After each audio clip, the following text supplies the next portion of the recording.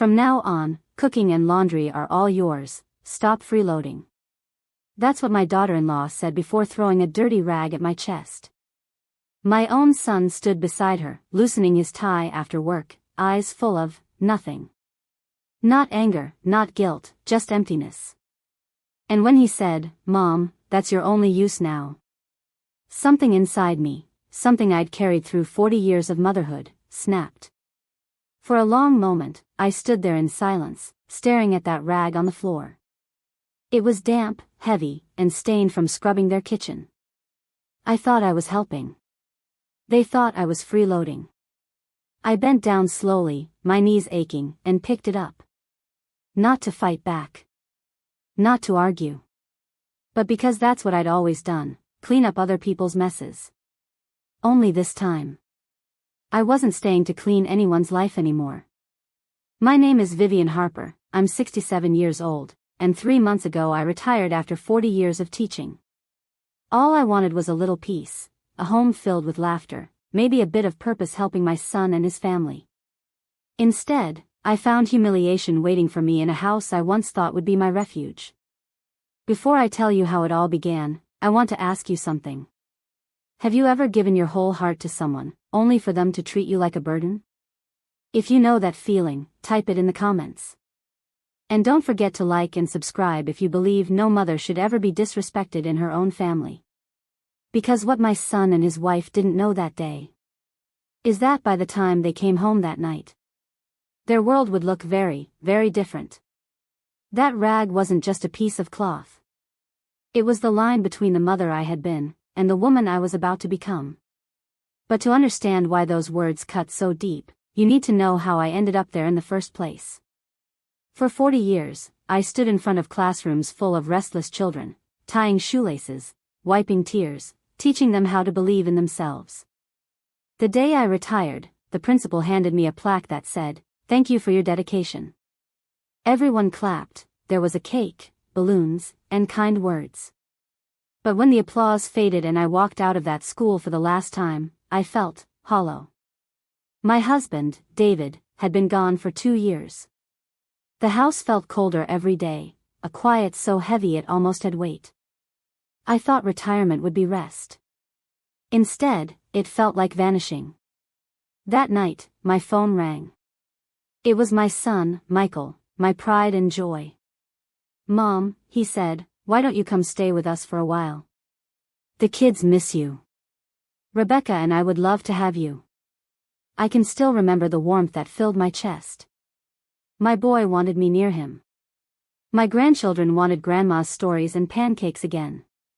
After years of loneliness, it felt like life was offering me one last chapter filled with laughter and purpose. I packed my things, just a few boxes, really, and drove across town to his big, beautiful house in West Lynn. When the children ran out shouting, "Grandma," and hugged my legs, I thought, this is home. Rebecca smiled politely and said, "We're so glad you're here." Her perfume was sweet, her tone was smooth, but her eyes, cold. I didn't notice it then. I was too happy to be wanted. What I didn't realize was that in this new home, love would come with conditions. And every smile I received would come with a silent price tag. At first, everything felt like a blessing. The mornings were bright, the laughter of my grandchildren filled the halls, and for the first time in years, I woke up with a reason to hurry out of bed. I made pancakes shaped like hearts, packed school lunches with silly notes tucked inside, and walked Sophie and Lucas to the bus stop, waving until the doors closed. Rebecca would smile, sometimes even thank me, and I told myself we were becoming friends. In the afternoons, I'd fold laundry, hum old songs, and water the plants in her spotless kitchen. When Michael came home from work, the children would pile on his lap, and I'd stand by the doorway watching, grateful, proud, convinced I had found purpose again. But quiet changes have a way of sneaking in. It started with small things. Rebecca reorganized the spice rack I'd alphabetized. "Oh, Vivian," she said lightly, "I have a system." Her smile didn't reach her eyes.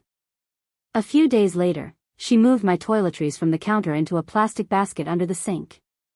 "We're just keeping the bathroom tidy," she explained. Guests, she called me. Guests. I pretended not to notice. I told myself she meant well, that she simply liked things neat. But the word guest echoed in my head all night. By the second week, I realized I was working harder than I ever did before I retired. Laundry. Dishes. Grocery runs. Every time I sat down to rest, something needed doing. Rebecca would appear in the doorway with another polite suggestion. Could you iron Michael's shirts? The cleaner ruined the last batch. Would you mind dusting the living room? The light shows everything. Always a smile. Always that tone that made refusal feel like sin. I wanted to help, truly. But my hands throbbed every evening, swollen from arthritis that never quite let me forget my age. I didn't complain. Teachers don't. Mothers don't. One night, I overheard them in their bedroom as I passed by. Rebecca's voice was sharp. She's always here, Michael.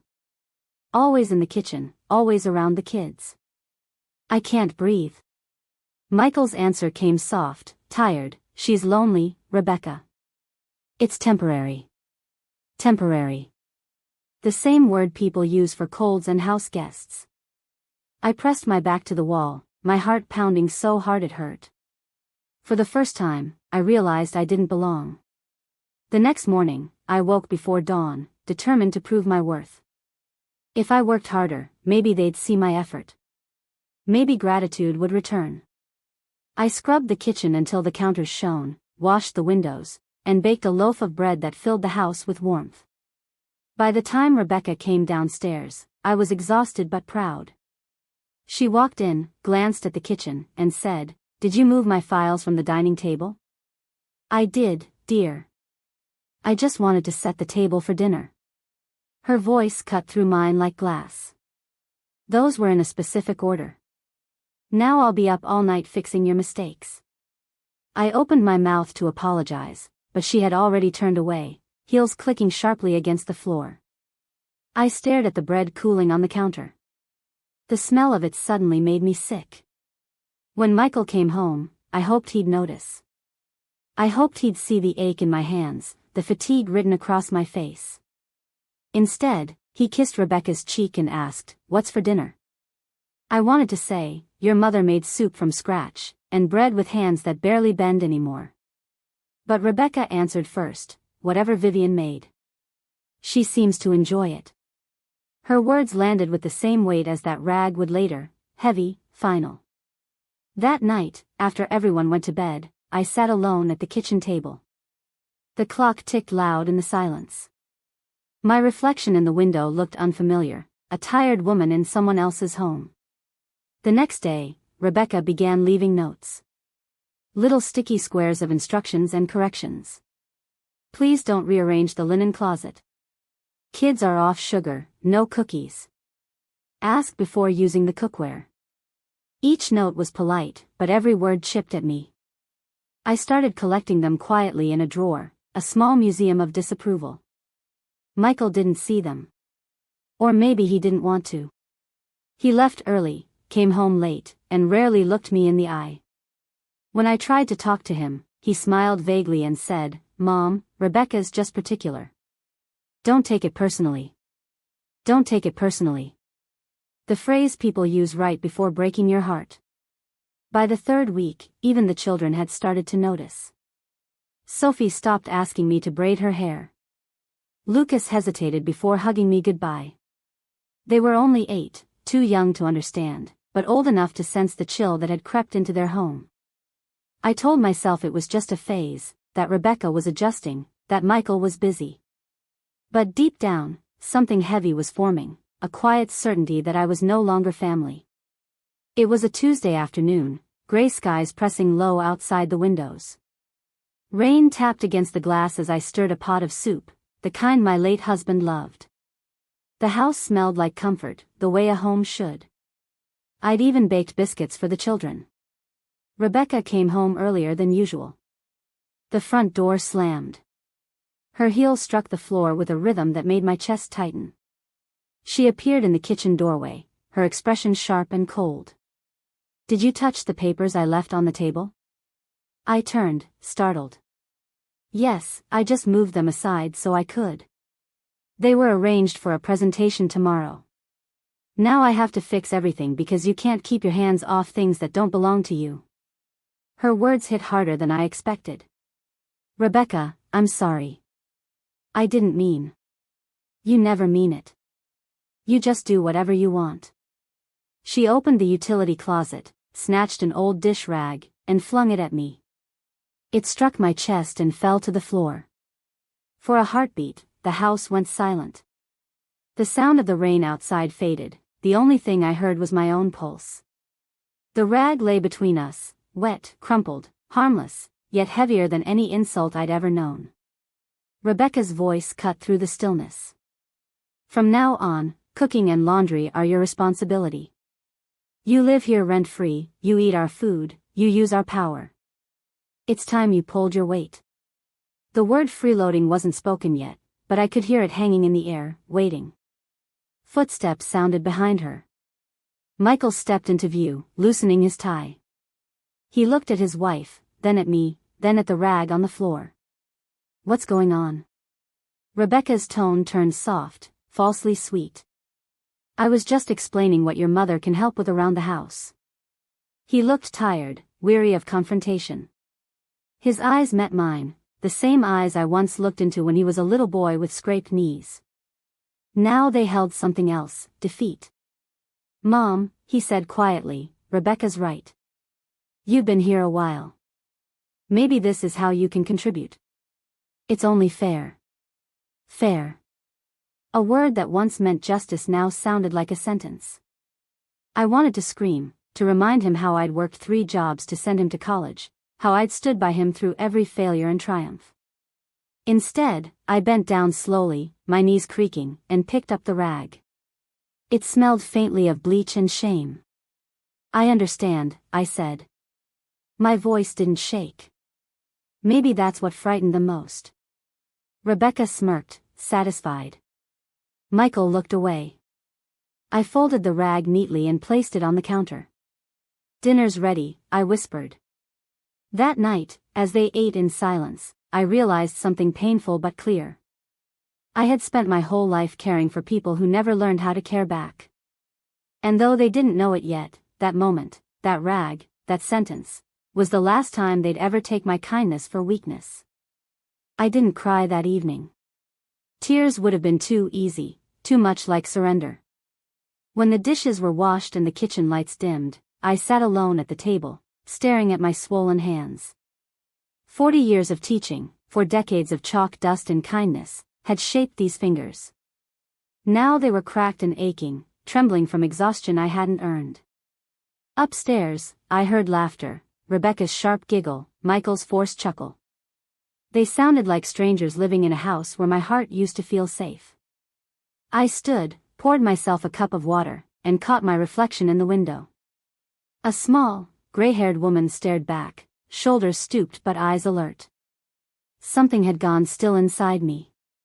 Not broken, just still, like a lake moments before it freezes. When I finally went to bed, sleep refused to come. I lay awake, listening to the rain hit the roof, replaying every word they'd said. Freeloading. Your only use. The phrases kept circling in my mind, scraping at every old scar motherhood leaves behind. Near midnight, I whispered into the darkness, I can't live like this. The sentence hung there, fragile but true. It was the first honest thing I'd said aloud in weeks.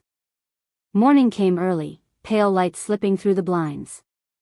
I dressed quietly, tied my thinning hair into a bun, and started breakfast, eggs, toast, fruit for the children. Routine steadied my hands. When Michael walked in, he avoided my eyes. Morning, Mom, he muttered, reaching for his coffee. Morning, I answered. We spoke like polite neighbors, not family. Rebecca entered a few minutes later, crisp suit, perfume heavy as ever. She gave me a quick glance and said, after you drop the kids off, could you tidy the living room? I'm showing the house this week. My heart skipped. You're selling it? Considering it. Time for an upgrade. Upgrade. A bigger house, farther away, maybe one without room for me. I smiled faintly. Of course. I'll make sure it's spotless. She nodded, satisfied, unaware that a plan was beginning to form behind that calm reply. After dropping Sophie and Lucas at school, I sat in the car for a long time, fingers gripping the steering wheel. I told myself to breathe. I told myself to hold it together until I figured out what came next. The drive home felt endless. When I entered the kitchen, the silence was thick. No laughter, no movement, just the hum of the refrigerator and the faint smell of coffee. Rebecca's work bag sat on the counter, half open. Next to it, a stack of papers. I didn't mean to look. I really didn't. But a heading caught my eye: business account, Harper Consulting. Curiosity tugged at me, the same instinct that once helped me spot when a student's story didn't add up. I picked up the first page. There were transfers, large ones, all from an account labeled M&R Harper Joint Savings. My chest tightened. $15,000 in August. $20,000 in September. $25,000 in October.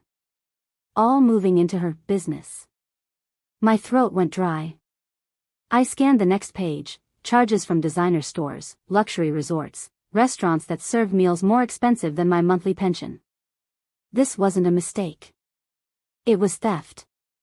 The last document stopped me cold: a loan application. A home equity loan for $150,000, with Michael's signature at the bottom. Except it wasn't his handwriting.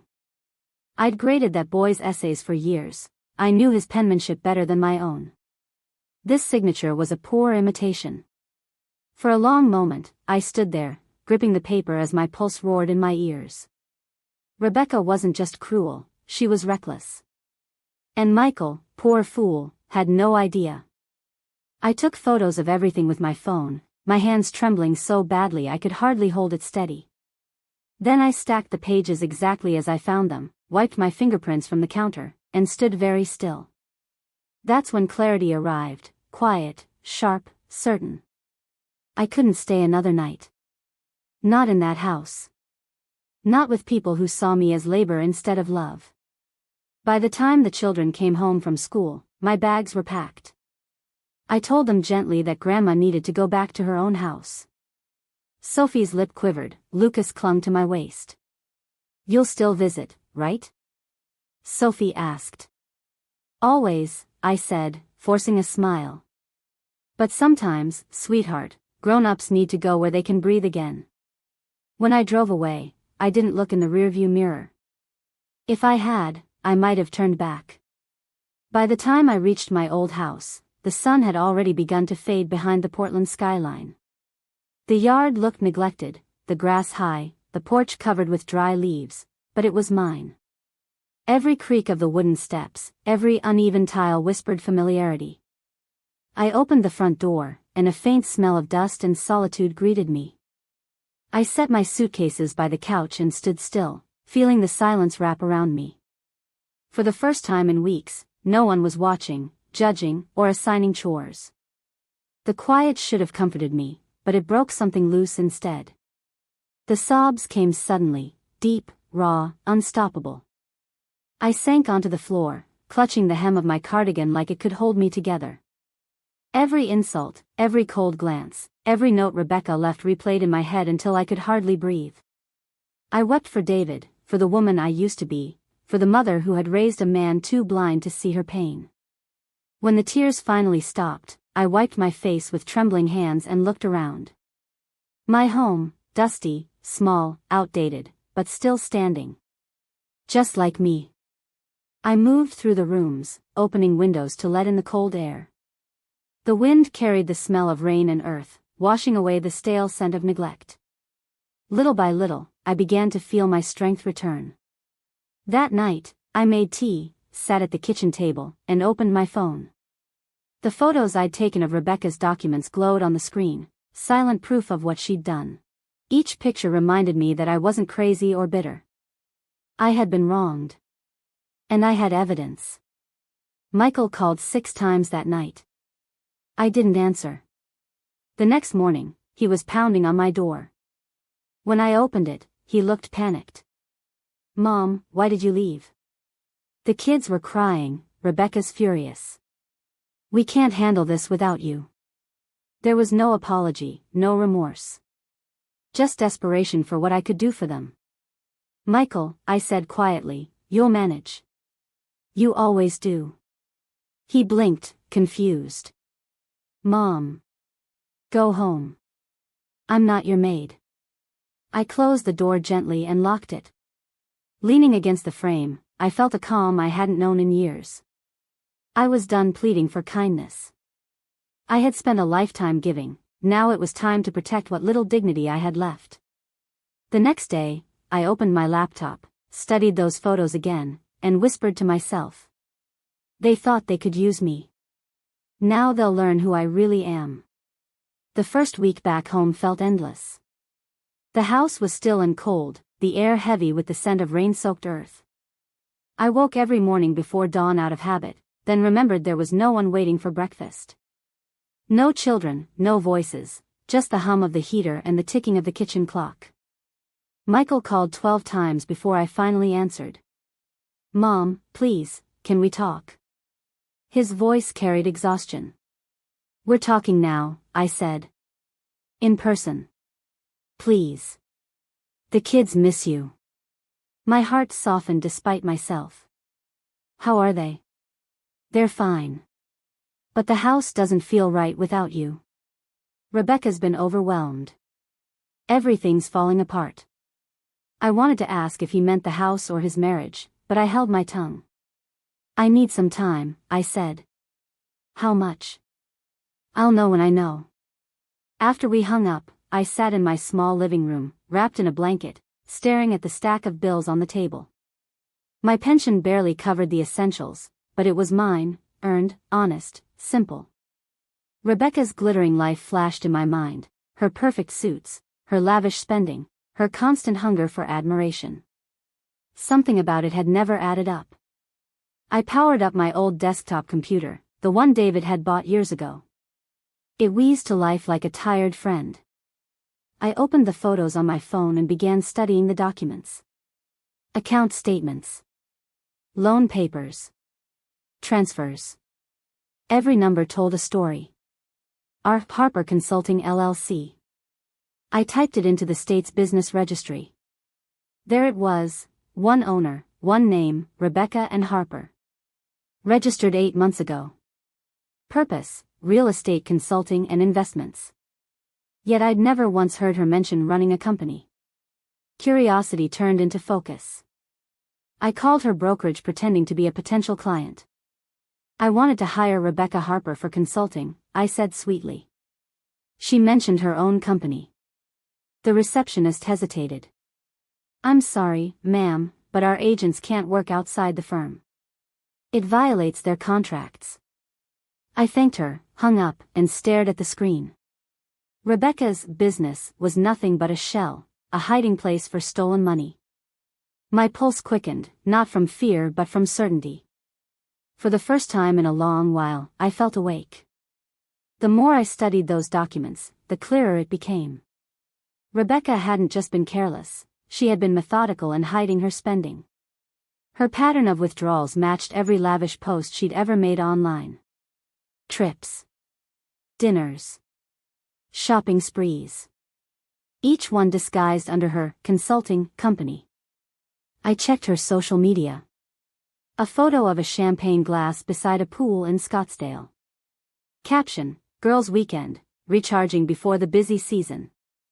The same weekend a $3,400 charge appeared on the card from her business account. I leaned back, rubbing my stiff fingers. "She didn't just use me," I murmured. "She used everyone." I still wasn't sure what to do with what I knew, but instinct told me to learn more before confronting anyone. The next morning, I called the bank listed on the loan form, not as an accuser, but as a confused mother. "My son mentioned something about a home loan," I said, letting my voice tremble just a little. "He's been so busy lately, I just wanted to be sure everything's fine." The woman on the phone hesitated, lowering her voice. There was an application, ma'am, but it was denied. Signature verification failed. So the bank had caught it, and still, Michael hadn't said a word. Rebecca must have hidden the rejection letter, keeping him in the dark. I thanked the teller and ended the call, my heart thudding with a mix of anger and relief. She had tried to forge his signature, and failed. But failure never stopped people like her. That evening, my doorbell rang. Michael stood there, his tie loose, eyes hollow. "The kids wanted to see you," he said quietly. When they ran into my arms, my heart broke all over again. But this time, I didn't let it show. We sat in the living room while they played in the yard. He spoke about Rebecca, how stressed she'd been, how distant. I listened, nodding, saying little. For years, I'd been the mother who gave advice, comfort, direction. Now, I became something else entirely, an observer, quietly taking notes, waiting for truth to surface on its own. When they left, I closed the door and whispered to myself. She thinks she's untouchable. Let's see how long that lasts. The following nights blurred together. I barely slept, but not from worry, from purpose. Every evening, I compared bank statements, dates, and receipts until the story told itself. Rebecca had drained nearly every account she shared with Michael. Savings, emergency funds, even the children's education money. The final piece fell into place when my phone buzzed close to 3 a.m. Michael's voice shook. "Mom, she's lost it. Rebecca's been yelling for hours, saying the bank embarrassed her, saying I ruined her life." He paused, breath uneven. "She said something about a loan being denied." "What loan?" I stayed silent for a beat, then asked gently, "Michael, when was the last time you checked your accounts?" He hesitated. "A few weeks ago." "Check now." I heard typing, the faint click of keys, then silence. When he finally spoke again, his voice was hollow. "Mom, the savings are almost empty. 80,000, gone. The kids' fund, gone too." My chest tightened, but my tone stayed steady. "She's been moving money into her fake business. I saw the documents, Michael. I have proof." He didn't speak at first. When he did, his words came out broken. "How could she do this? I trusted her with everything. She lied to you, son. She needed someone to blame for her failures, and I was convenient. But this isn't about me, it's about saving what's left." He exhaled shakily. "What do I do?" "Come tomorrow," I said. "Bring your laptop and every document you can find. We'll sort this out together."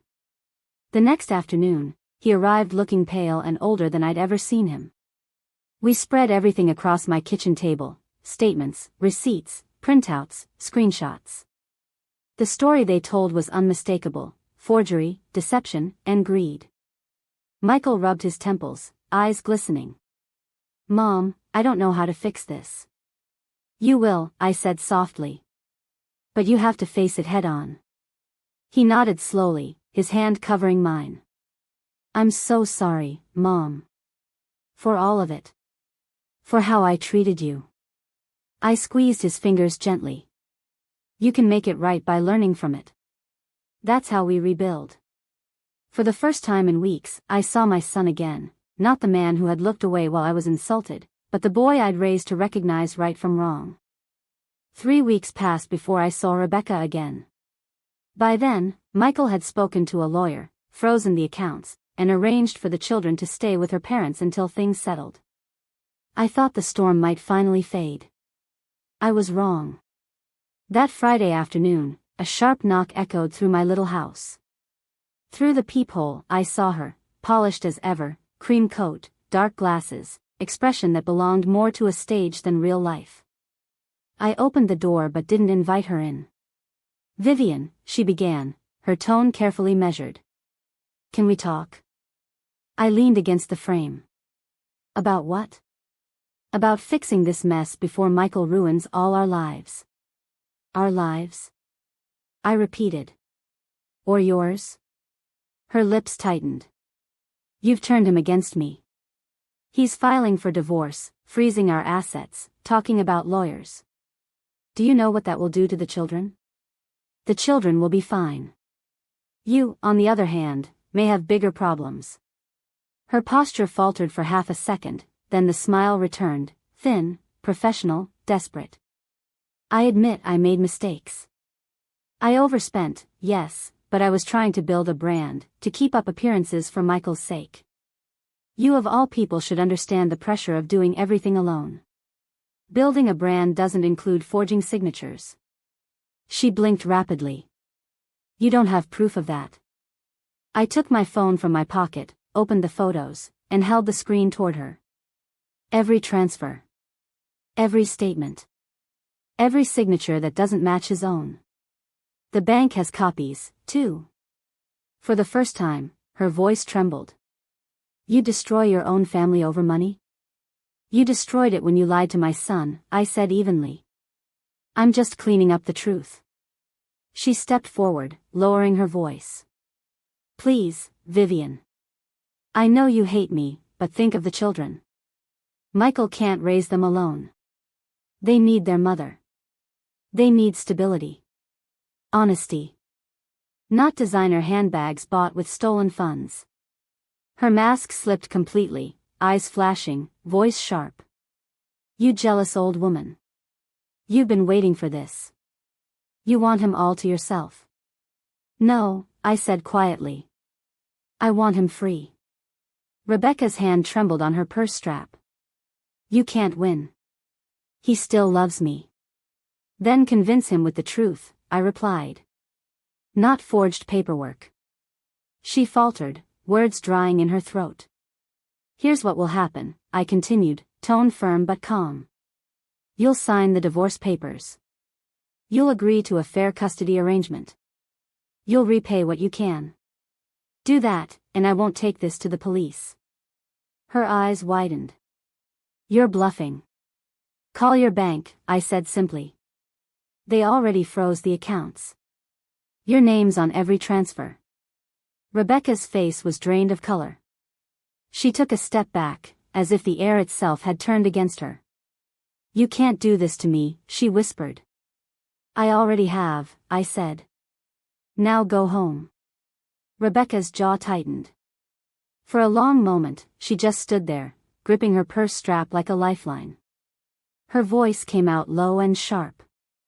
You think you're strong because you have a few pictures on your phone? You're nothing but an old woman meddling where you don't belong. I didn't flinch. Maybe. But I've lived long enough to know the difference between mistake and deceit. She laughed bitterly. You think Michael will let you destroy his children's mother? He's already chosen the truth, I said, voice steady. And he's the one who froze the accounts. Her eyes widened. What? Before I could answer, another voice came from behind her. Rebecca. Michael stood at the edge of the walkway, hands in his pockets, face pale but calm. He'd come early, I hadn't known he planned to stop by. Rebecca turned toward him, relief flickering in her eyes. Michael, thank God. Your mother's threatening me. She says she'll go to the police. He looked at her quietly for a long moment. Then he said, she doesn't need to. My lawyer already has the evidence. Her shoulders sagged. You can't mean that. You wouldn't. I trusted you, he said, his voice raw but controlled. You forged my name. You emptied our accounts. And you humiliated my mother. I was desperate, she said, stepping closer. I did it for us. No, he said. You did it for yourself. She stopped then, as if the strength had drained out of her. For the first time, her voice trembled with something close to fear. What happens now? That depends on you, I said gently. Sign the papers, cooperate, and this stays between lawyers. Refuse, and the authorities will handle it. Rebecca looked between us, her husband, her mother-in-law, and saw that the battle was over. She turned without another word, heels clicking down the walkway, her posture collapsing the further she got from the door. When her car pulled away, silence filled the space she'd left behind. Michael let out a long breath. I never thought it would come to this. It usually does when you ignore small signs, I said softly. People show you who they are long before they break you.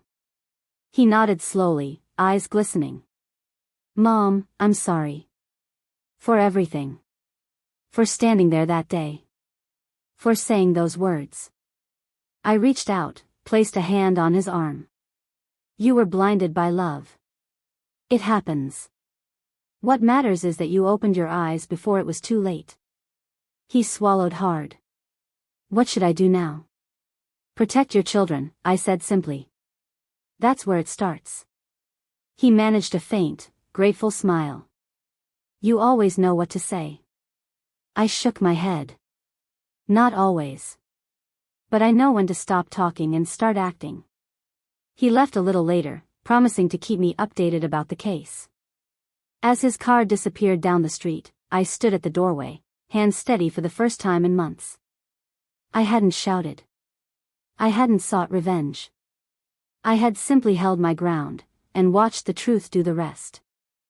6 months later, winter sunlight spilled across the backyard of my new cottage. It was small, 2 bedrooms, 1 creaky porch, but every board, every sound, belonged to me. Michael had insisted on helping with the down payment. At first, I refused. He said, Mom, this isn't charity. It's gratitude. So I accepted. The place sat on a quiet street in West Lynn, not far from Michael's new home.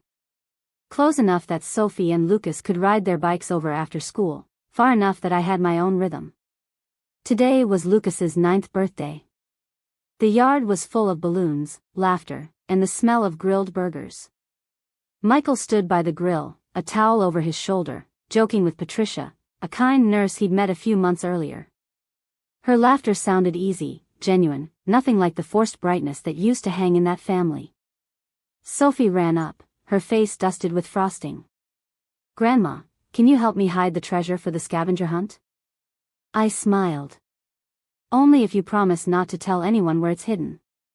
She grinned, zipped away with a trail of giggles. As I watched her go, I felt something loosen inside me. The bitterness that once sat heavy in my chest had thinned into air. I hadn't realized how much space pain occupied until it finally left. Michael joined me, handing me a glass of lemonade. Happy? He asked. Peaceful, I said. He nodded. I still think about everything that happened. Sometimes I wonder how I didn't see it sooner. Because you trusted her, I replied. That's not a weakness. That's humanity. He was quiet for a moment, then said, I'll never forget what you did. You saved me from losing everything, including my children. You saved yourself, I said softly. I just turned on the light. From the porch, Patricia waved. Vivian, cake's ready. Michael smiled. Come on, Mom. The guest of honor needs a wish. As we walked toward the table, I realized I didn't feel like a guest anymore. I was exactly where I belonged. Later that evening, after the guests left and the children had collapsed on the couch in a pile of wrapping paper, my phone buzzed with an unfamiliar number. For a moment, I almost ignored it. Something deep inside told me to answer. Hello? Vivian, it's me. Rebecca's voice was smaller than I remembered, stripped of the sharpness it once carried. I stayed silent. I'm not calling to argue, she said quickly. I just wanted to say I'm sorry. For everything. For the rag, the things I said, the way I treated you. I know an apology doesn't fix what I broke, but my therapist says I need to take responsibility. The word therapist caught my attention. It wasn't an excuse, it sounded like truth. I didn't speak right away. She continued softly, I'm trying to rebuild, Vivian. I lost everything, the house, my job, my reputation. I see my kids under supervision now, and every time they look at me, I remember what I did to you. Her voice cracked. Do you think they'll ever forgive me? I closed my eyes. The memory of that rag flashed again, followed by the sight of my grandchildren's smiles earlier that day. Rebecca, I said gently, forgiveness isn't given all at once. It's earned little by little, by changing who you are, not just what you say. I'm trying, she whispered. I promise I'm trying. I believe you, I said. Keep going. Don't give up on yourself. But remember, you can't rebuild by pretending the past didn't happen. Face it, learn from it, and do better for your children. There was a long silence on the line. Then she whispered, thank you for not turning me in. You punished yourself far more than any court could, I said quietly. After the call ended, I sat for a while, staring out at the moonlit yard. The garden shimmered faintly in the night breeze. Forgiveness wasn't a gift I offered her, it was something I gave myself. After the call, I stepped out onto the porch. The air was cool, carrying the faint sound of crickets from the nearby trees. A thin line of light still lingered along the horizon, stubbornly refusing to fade. I sat in my rocking chair, pulled the shawl tighter around my shoulders, and breathed deeply. The scent of rain mixed with the faint smoke from the earlier barbecue, a small reminder that life, even after storms, still carried sweetness. For the first time in a long while, I felt entirely free. Not because Rebecca was gone or justice had been served, but because I had learned when to walk away, and when to stay silent. People often think strength means shouting, winning, or proving a point. But I've learned that sometimes strength is quieter.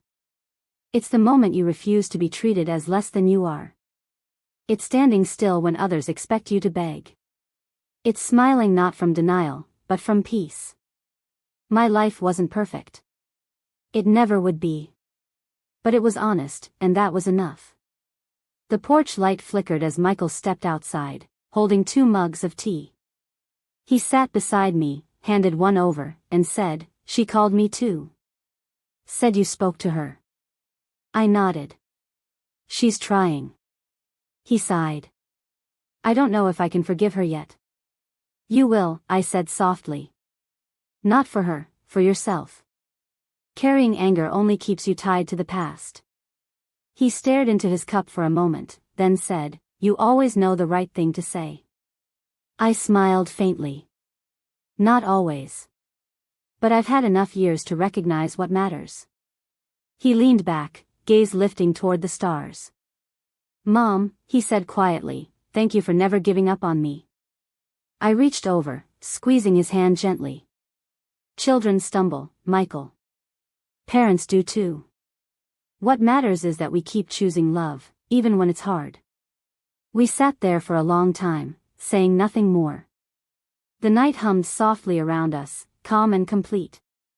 I thought of David, of the classroom, of every child I'd ever taught, every lesson about kindness I'd tried to pass on. And for the first time in many years, I felt certain I'd finally learned one myself.